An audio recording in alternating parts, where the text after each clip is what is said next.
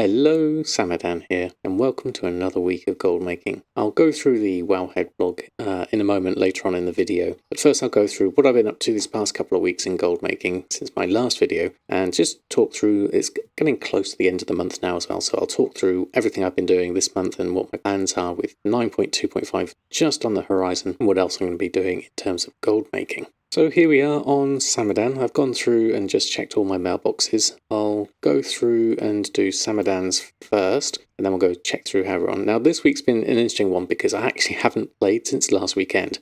Zero playtime. Been very busy with work and everything, so I'm not expecting a huge amount really. This is just representative of what I sold basically a week ago in the 24-48 hour window that my auctions were on. So for Samadan, this is fairly respectable. 13,000. I've sent through a whole lot of meat and fish from mission tables, which I just picked up. So it's the usual things really. Enchants, good smattering of those at various prices. We've got Veiled Augment Runes, always doing well. Consistent sellers, getting those from the mission tables. And then we've got a couple of Grim Veiled items here. Rock bottom prices. I mean, legendary sales. Anything not rank 7 is basically I'm just selling as for whatever price I can sell it for. And we've got a Shadowlands cloak in there. At 5,000, that looks like that could be one with the Novice Crafter's Mark and pure rare sales on it from the looks of that price, and then a few other bits and pieces of food and what have you. So it's kind of representative of the standard things that sell for me as a enchanter, tailor and cook. Now I don't see much in the way of tailoring here, but I do know if I open this up in the short time that I have actually relisted my auctions on, I have had a couple of sales which are interesting. So those are a couple of deep sea bags that have come through, and Cosmic Proto Weave, which is a progenitor enhancement for 2,000 gold. Cost me 469 to make, so that's a nice little markup. I'm only doing a few of those, and so I do get the occasional sell of those, which is nice as well. So we're currently sitting at, what's that, 500,000, and who's got what? Bridget's got 420, Earthen's got a fair amount there. Total gold 1.7 million. I'll just jump through the other characters that have got some sales and I'll collect that gold up, and then we'll look at what's happened over the whole month of gold making and whether I've made enough to at least make my tokens. Now Bridget, my engineer and jewel crafter, got 59,000 here in the mail. This is mainly from this Shadowghast necklace, which is probably a rank 6 or 7 I imagine. And then a nice Masterful Phaedrum necklace at 15,000, probably a 262 with a pure air sales on that. Yeah, and again, we've got some Veiled Augment Runes, bit of meat being sold there, and then a couple of the smaller rings as well there. So that's very respectable, 59,000, I'll take that. Obviously, I'm going to have to restock on a lot of these. I haven't done a restock in a while, actually, so a lot of my good sellers haven't been replenished, so that kind of explains why my sales are a little bit low, as I'd expect. And simply not being online as well makes a huge difference, to be honest. Earth, my leatherworker, didn't have any sales in that 48-hour period, apart from these 2 coarse leather bardings, so very low on that point of view. I did have a few legendary sales previously though, but looking at leatherworking as a whole, we have had some legendary sales in the past month. Unpride Helm Vest and another helm there, 50, 70 and 56,000 there, and then a bunch of Shadow Scale and Shadebound bits and pieces of gear for over several thousand each, and then some Desolate Scale gear. So looking at the month as a whole for Earthen, I'd say that's pretty reasonable in terms of sales. It's just not represented very much in that mailbox. If I look over at Bridget, she's done similar with a couple of legendary sales, and not quite as much as Earthen in that sense, but good steady amount of blues and legendaries with the odd material bit in here, like flipping some Ghost Iron ore and selling some Anger's Eye and things like that. So as a whole, for the month, there's some good variety in there. I'll go back and look at Samadan as well whilst we're here. And Samadan doing a similarly 300 odd thousand. Again, a couple of legendaries, a few blue items here, lots of enchants coming in here as well at some nice prices. Good depth in tailoring as well, with a few bags over here and with some good bags thrown in there. Hydel Expedition bag there at 13,000. Really nice to see that. The odd green items, always good. Some food coming in there. Dark silk shirt for 1,000. Pink mage weave shirt. A load more enchants. A few other bits and pieces. Quite a lot of sales at the lower end here, but all ticking through in terms of profit. So 330,000 in sales over the last 30 days. Considering I haven't played the last week, that's actually really good. So I'll just quickly jump through my other characters and just see what they're doing, and then we'll look at the grand total. So I can never get through that door with the Brutosaur. Okay, nothing here for El Morte as well, just more Veiled Augment runes there. So what I'd like to do with El Morte is when 9.2.5 comes out is actually get into the legendary market for blacksmithing. Haven't got any at the moment, and so I think I'll probably invest some money in just getting those sorted. But I'll talk about that and the changes with 9.2.5 in the Wowhead blog to come. But looking at El Morte's sales without legendaries at this point, there's a few bits of crafted dreadful gear, a few Veiled Augment runes, really not a huge amount. But looking at that Ghost Iron Ore, we sold it for quite cheaply there at 760. Probably a mistake on my front. Oh no, we did buy it for 684 on average, so it is a very small profit once you take auction house fees off. Probably would have been better off turning that into something else, but still, 14,000 I'll take the raw cash for now, as opposed to having loads of stock and a few other bits and pieces here. Nothing huge. A couple of uncanny gear, just trying to get rid of that stuff. I've had it kicking around in my bags for ages. So over the last 30 days, blacksmithing, pretty lackluster to be honest. There's a lot I could do more with this profession in terms of filling it out with old world stuff. I've got a lot of the recipes, I just haven't taken the time to actually make group and list them all on. So maybe there's some nice transmog items in there. I generally find though, of the armor crafters, blacksmithing to be, on my server particularly, the least frequent in terms of sales. I don't know whether it's the balance of characters, there's not many plate wearers on my server, or what it is exactly, but I definitely find it less of a demand in plate compared to leather. Certainly is by far the best, and mail, and then cloth after that. But that's my experiences. But still, this is another profession that is adding to the coffers. Still happy to see these sales. Now, alchemy is a bit of a weird one, really. I haven't been bothering to restock for a lot of these items, which is why I haven't made a huge amount of gold. I've got a greater flask of the currents there, just sold that. I'm kind of between characters. I've got alchemy here on Awakening, who's a transmute master, and then I've also got it now on Samadan, who's, I believe I've set him as a potions master. So the plan is there to take over alchemy mainly on Samadan, because it pairs quite nicely with inscription, and maybe make Awakening more of a farming character. Not that I ever really do a huge amount of farming, but I'm thinking further ahead in terms of Dragonflight and things like that. I might drop alchemy, but I have invested quite a lot in it so far with collecting old recipes, so I'm not quite ready to do that yet. In terms of sales for alchemy at the moment, you can see there's the high ticket item here is the Rising Glory. I've sold some of my excess herbs, but I have got some potions of sacrificial anima there, and spiritual clarity, and flasks of stamina. But again, I haven't really restocked on these, so it's my own fault really. I haven't made as much gold. It's really a question of time sometimes, and inclination secondary to that. But 48,000 for the month is still a little bit. It ticks through. So Samadan, my scribe, who has been collecting a few glyphs.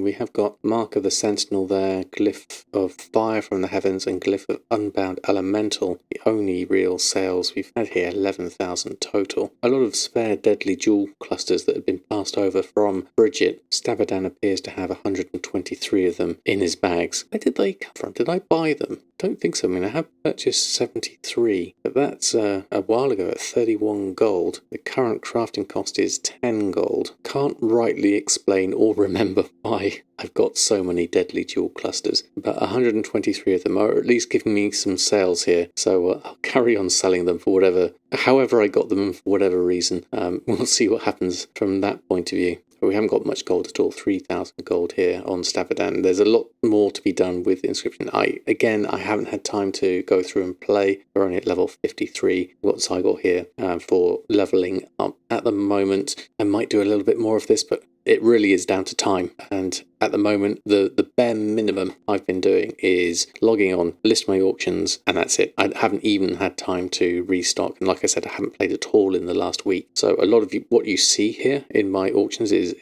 barely any play over the last month. But of course, I do have plans that should I get time, I'll be able to start expanding on this gold making empire and at least keeping the maintenance going, which is the key point at this point. And then Hellfire's been selling a little bit of stock and also doing a little bit of flipping on the side, which is why you can see I've got a huge amount of Nightshade here at the moment. I have sold a fair amount of Vigil's Torch here and some spare flasks and things like that. So I have got 24,000 to open up in the mail. But the problem here, this is a good example in terms of, flipping is a great thing to do, but it can also go wrong. I think this is a good example of that. Because if we have a look at this Nightshade, I have bought it for my smart average buy price is, I've got 6,000 of it in total.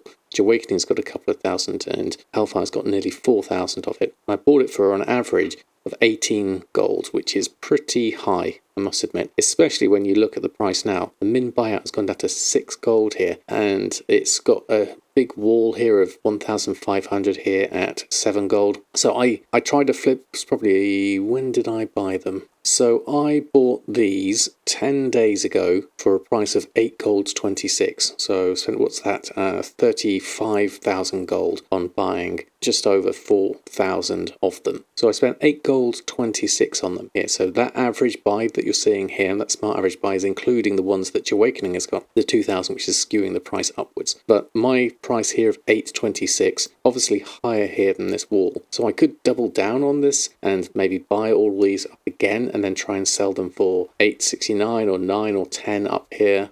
The average, the market average here at the moment is 13 gold, but you look at the region sale average, which is 8 gold. So I've only really bought them for what I would call average price at 8 gold 26. We do tend to be in a bit of a glut period here, so what I'll do here is just keep hold of them, and I will try and sell them for a little bit here. I will try and go up here maybe and sell them for this price rather than that price. I could maybe put in a bunch here at 9, or I could put another wall here at 10 gold, or even 10.59 would be better there. But I certainly wouldn't want to be selling them for 6 gold here, because that's a huge loss. Quite a big difference there. If I was going to flip things, I'd buy those anyway, because at 6 gold, that's even better, and there's only 134 of those. I'll take those for 804. But this lot here, this is the problem. So 1,580 of them. That would cost me 11,000 gold to buy those outright. And with the way markets are at the moment, I'm not guaranteed to get that money back. I do have too many of them, especially if I'm not restocking on my potions. I probably have to have a look and see, okay, what uses Nightshade at the moment and where can I recoup my costs there in terms of potions that I can make. So a little bit more research, a bit of planning, and maybe I can convert this into something that makes me a profit. If we look here on Wowhead in terms of what Nightshade is used for, it's used in Crafter's Mark, but that's no good to me because none of my alchemists can make any armor, so that's an option there. We have Infusing Corpse Purification, I don't think I even have that. Mass Mill Nightshade, we could turn that into inks for inscriptions. The Spectral Flask of Power uses some, and the Spectral Flask of Stamina uses them. But none of the new potions look like they use them at the moment. So Spectral Flask of Power, I'd have to go back over to my alchemist and have a look into this a bit more. So that could be why these are not being used quite so much. So looking at that, I would say, okay, Spectral Flask of Power is probably my best option here. I'm going to jump back over to my alchemist so I can have a proper look at the recipes and get a real gauge as to what to do with these. Okay, so let's have a look at alchemy. If we filter this out, have a look here. So we've got the Ground Nightshade gives me and Ground Death Blossom gives me a Shadowgast ingot, which is interesting. Crafting cost there is 67. The price there is 50 at that. Ground Death Blossom could be interesting. I'm not sure how much that would cost me. I'd have to do a bit of manual calculation on that one. It does look like if you're going to use Ground Nightshade, you might as well just buy it off the auction house at that price, 2 gold. There's an option there. So Spectral Flask of Power and Stamina. Power is the main one that I get most sales from. Looking at that, it's currently got a crafting cost of 562. So obviously we're using more than just Nightshade. We're using 3 Nightshade. We're using 4 of the other main herbs. Rising Glory would have been Vigil's Torch and Marrow Root. Let's look at this in TSM. So Spectral Flask of Power there. I can make a good 120 of them with my current stock. So giving me an 87 profit on those. If I look, it's using the Nightshade material price of... It's giving me a material cost of 35 at the moment, which is way out. Looking at that, let me just check that.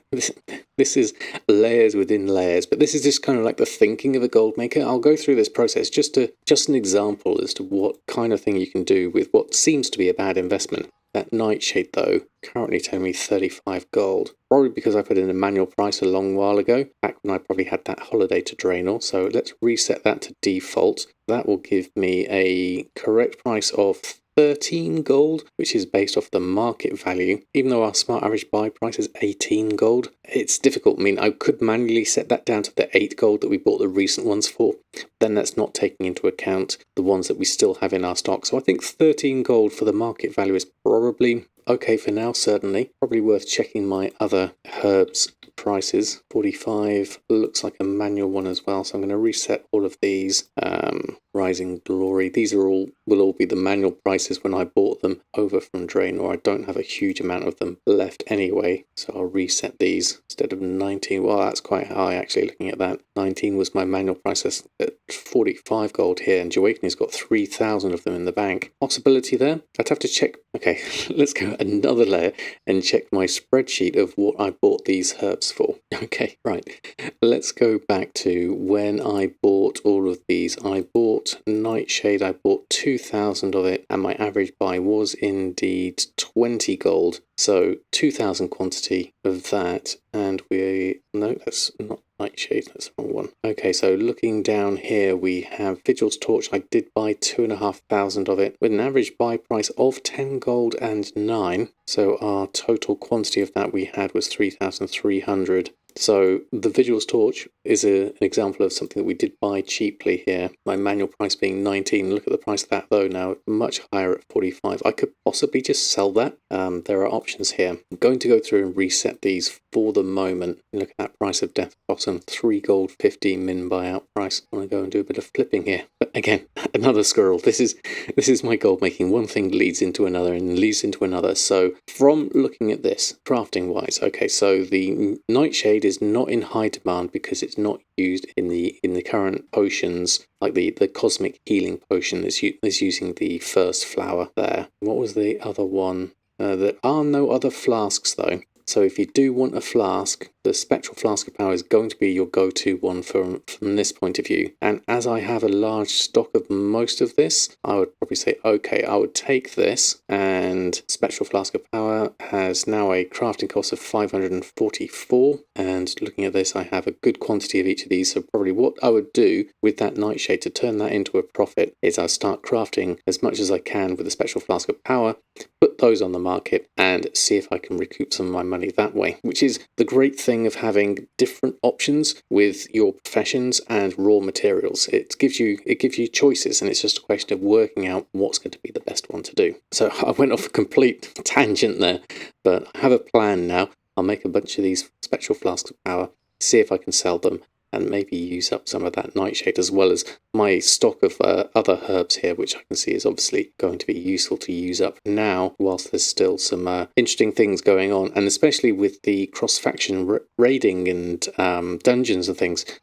People there might be a renewed interest in doing dungeons and raids and things, so maybe some flasks will be used there. Okay, so that's my gold making overall. Let's have a look at the graph for TSM at the moment. So this is, well, let's look at, this is my erratic gold journey over the past few years. This is since the start of BFA, so this is 2 expansions worth in gold making. See, obviously there's huge purchases here and there going on here. That one being the Brutasaur, this one being a not so good investment into Legendaries and seeing what I can do there. But I do have a lot of materials left over, so this is my graph over the last month, and so we have ended higher than we were here. So we were at 1.7 here and 1.8 here. And if you look at these 2 big drops, this is a purchase of 1 token here, and this is a purchase of another token there. So in terms of, because I've got 2 accounts now, that covers both accounts. So I have at least made gold over that. If you look at TSM here, it's telling me a total profit here of 956,000 gold, which is obviously 3 tokens worth. Don't think that's quite accurate reflected in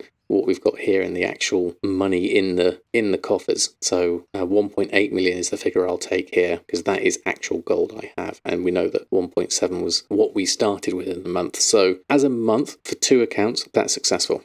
Now, I was hoping to start splitting my characters across those 2 accounts so that it'd be a bit more efficient when it comes to listing auctions and things like that. I haven't done that yet, because what I found is the price of the bundle used to be on sale. It's no longer on sale. It's £60 rather than, I think it was something like 37 or some other really nice discount. So I'm holding off on splitting my characters at the moment. So it's kind of not really worth me doing 2 accounts at the moment. I'll still keep on with the 2 accounts though, because it's fun to just have a different option. Say you're listing auctions on one, you can maybe just go over and start leveling up a character mode. I'm not fully set up yet, and when it comes to classic, it'd be nice to have some other characters over on a classic account so that I could maybe do classic at the same time. But But at the moment, most of my core characters are all stuck on the same one account, so it does limit my variety of play at the moment. There's always the option I could sort of boost up some other characters or things like that, and so I have even more characters with different professions and options, and maybe even on different servers, try different things out there. There's a lot more possibilities you can do when you have more than one account. At the moment, though, I'm just happy with what I'm doing with my professions as they are. When I get a little bit more time to start playing, then I can do proper restocks, proper collecting some more recipes, and then developing my characters further. And the same goes with Classic. I haven't really been able to touch that nearly as much as I'd like to. There's always so much to do as a gold maker, and never enough time to do it. So overall, for the month of May, definitely I'm happy with how we've gotten on. See if we can make a few more sales over the next few days, just to finish off on a high note. But that's what I've been up to. Let's go over and talk about the Wowhead blog, because there's some exciting things coming up ahead. So here is the economy blog for this week, and the big bit of news we got coming up next week is 9.2.5 is getting released. It's come out. It's coming out, and the big headline news for that is obviously the cross-faction play, something I've been wanting for ages. And the fact that this is at least the first step towards that, as a general WoW player, I'm over the moon about this. I think it's only going to get better from here in. Hopefully it will open out to be completely player choice, whether you go Horde, Alliance, mix of the both, talk to either. It should really be up to the players at this point, and not having this hard limit that we have at the moment. So eventually I'd like to see it fully opened out. At the moment I'm just happy for it to be in dungeons at the moment. But the main thing from a gold making perspective for this week is the change in Legendaries, which comes out with 9.2.5. So previously, obviously, it's been a big bugbear of mine. It costs so much to level your Legendaries up to rank 4. It takes 15 of each rank to then get enough XP to be able to rank up to the next rank. And then you need to do that 3 times, so it takes you 45 items to craft. Those 45 items just don't sell anymore. And they rarely sold in the first place because everyone wanted the rank 4s at the beginning. Now what this means is there's so much wasted gold, there's so much wasted materials, and it really never sat well with me. And finally, with 9.25, they've changed the number you need to craft to rank up to only 3 rather than 15. That's a huge 5 times difference. It's so much cheaper now to level up your legendaries. So you've got more options now. If you want to craft your own legendaries, it's still going to be quite expensive to do it that way. You're better off probably buying them off the market. They are probably going to be cheaper on the market because more people are going to be able to do this. The profit margins on these, I'm not imagining are going to be very high at this point. The market has long and truly left from those big headline numbers that we used to have. But still, you know, for the collectors among us, myself included, I'm going to collect every legendary at rank 4, and I'll see what kind of sales I get over the course of 9.2.5 into the Dragonflight expansion. So we've still got several months ahead of us. And with all these changes with 9.2.5 and the season 4 that's coming, people are going to be focusing on alts a lot. So alts will have their own legendaries maybe, and there'll still be sales that will trickle through here. So I'll just tick through, see what sales I can get, and I'll just enjoy the process at this point. I'm certainly not expecting headline numbers or even any profit at all with some of them. So I think this is a really significant change. It would have been nice if it was done earlier, but I think given the way that the expansion has panned out, I think this will be fine for now. Better late than never anyway. And Mantheus has got a great video going through all the changes on these, and he links to his cheat sheet in the video, which shows you the real difference in crafting. I think in his example with dual crafting, it was something like 1.4 million to rank up to rank 4 before, and now it costs you about 300,000. Massive cost saving there. The video also goes into talking about other ways you can use the other sort of vestiges and things like that to maybe up your ranks as you're going through the leveling process, and you could maybe, depending on your server, sell things for more, but it is very much server dependent on that front. But well worth a watch, that video. Just explains the whole process and what's happening there. Now I wouldn't be surprised if we see a little boost in the Progenitor Essentia and all the other materials. I mean, I know there's a glut of them on the market at the moment, but if people are starting to level legendaries and starting to put more of them on the market, maybe there's a bit more of a demand for buying them. maybe we'll see some fluctuations in the markets there, but you can see there's a general downward trend with the Progenitor Essentia anyway, and this is the time where there's going to be the most of them available, and the same with the raw materials, because people are doing everything in Zereth Mortis at the moment. So if you do have spare cash, now might be the time to just snap up some bargains, maybe do a little bit of flipping, but I don't think these are going to be markets that I would invest heavily into, but I certainly would stock up on a few, because now's the time for buying in a lot of cases, especially if these are going to be used in the future. And we've got a comment here on Reddit. Kaludar says, got out legendary game months ago, but there's an interesting learning here. Manage your time more efficiently. Play the stock game mid-patch, play the cancel post-game early patch, and enjoy the game the rest of the patch. Each patch made over a gold cap with various things while the market is hot. As it tapers off, more competition, lower market prices, lower profits, and then they leave to do raid, mythic plus, and things like that. It seems the most effective use of time. I'd say that's a pretty good way to think about it. The old saying goes, make hay while the sun shines. Now, whilst the markets are good, if you're in there early and you've got the time to capitalize on them, by all means, go in, earn as much as you can, and then go and do something else. I think we saw that definitely with the legendary market. For me, I like to sort of spread mine out. I'm usually quite late to the market with a lot of these trends, but I like to just kind of spread out my play, because for me, the whole crafting professions and all that kind of side of things is my bread and butter of the game anyway. The fact that I happen to make gold whilst doing so is for me the enjoyment factor anyway. So I'm slightly different from this person, but it's interesting to see different takes on how people do gold making. And at the end of the day, doing what you enjoy, that's the most important thing. Now, it's not all legendary news for 925. The big thing I noticed with cross-faction play coming is the ability to mail items between your characters on the same account from different factions. So I did a little test earlier today. I've got a Horde character, Nadamas, that I just don't play because they are Horde and I can't send any resources over and can't share my gold pool and things like that. And if I try to mail anything over, I get the error message, target is unfriendly. Went over to the 925 PTR in its release candidate, did the same thing, and the mail gets sent. And this is a fantastic quality of life. This means you're not restricted by faction when it comes to setting up your characters, whether it be Alliance or Horde, because you could have like a bunch of Volpera bank alts because they got the extra space.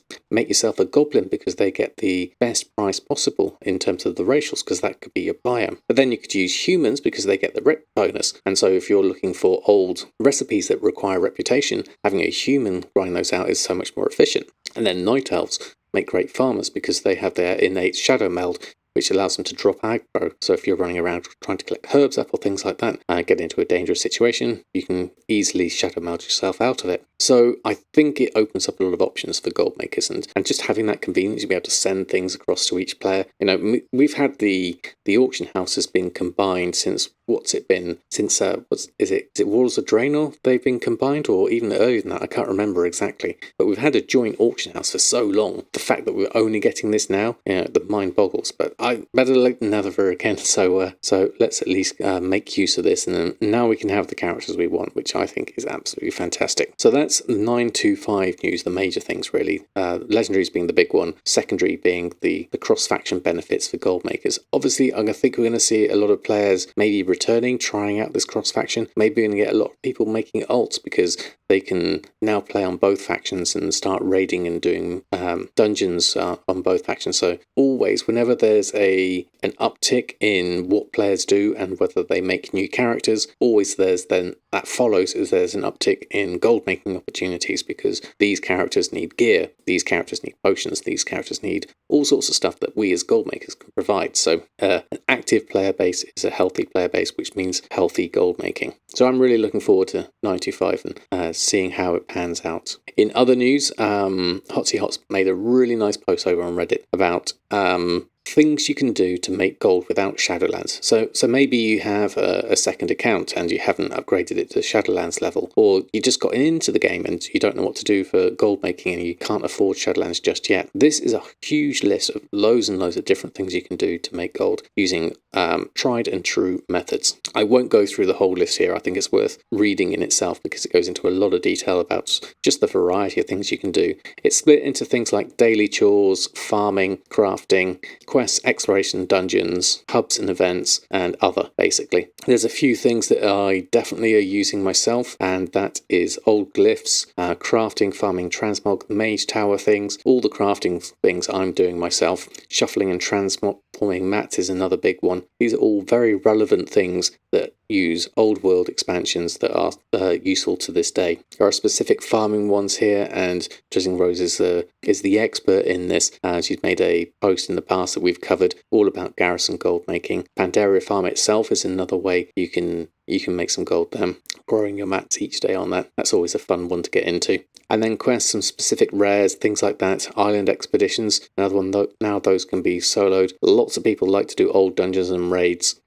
So if you follow people like Student Albatross and people like that, lots of old farms, lots of old things that sell. Well worth a look into if you're into that kind of thing. And a lot of fun for a lot of people as well. Then there's a few other bits and pieces, garrison pieces, archaeology, fishing, pet battle, daily quests if you're into pets. There's loads you can do on that point. Darkmoon Fair in itself is a huge thing. Lots of different transmog pets and things you can pick up there. And then the holiday events and time walking, another one, using the tokens to buy things. At the moment, Wrath of the Lich King time walking is going on. There's lots you can do there. Getting your small bags for your Epicurean Awards to collect recipes. Get your chef's hat, definitely, if you haven't gotten that already. That's things to do under time walking at the moment. And I think K-Check has done a video recently about things to buy, about how you can get hold of the diamond tip cane, and you can sell that if you're lucky enough to get to the drop on that one.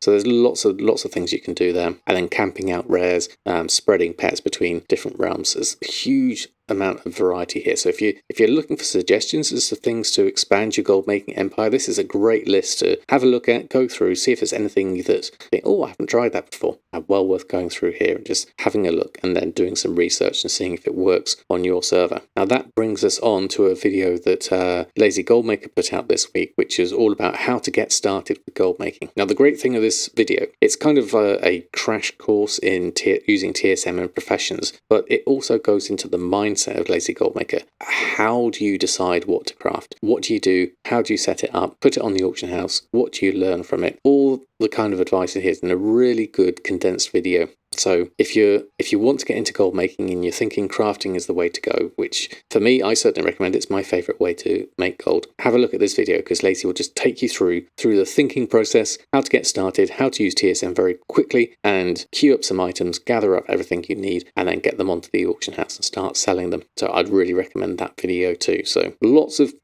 different things here in terms of gold making. So I hope you enjoyed the blog for this week. We've got some interesting things coming up with 925 next week and lots of things to do from the gold making perspective. I'm looking forward to cross-faction as a player, more so than the gold maker, but also as a gold maker with the legendary improvements there. So lots of really good things to come. So I hope you enjoyed this video. Until next time, happy gold making and I'll see you very soon.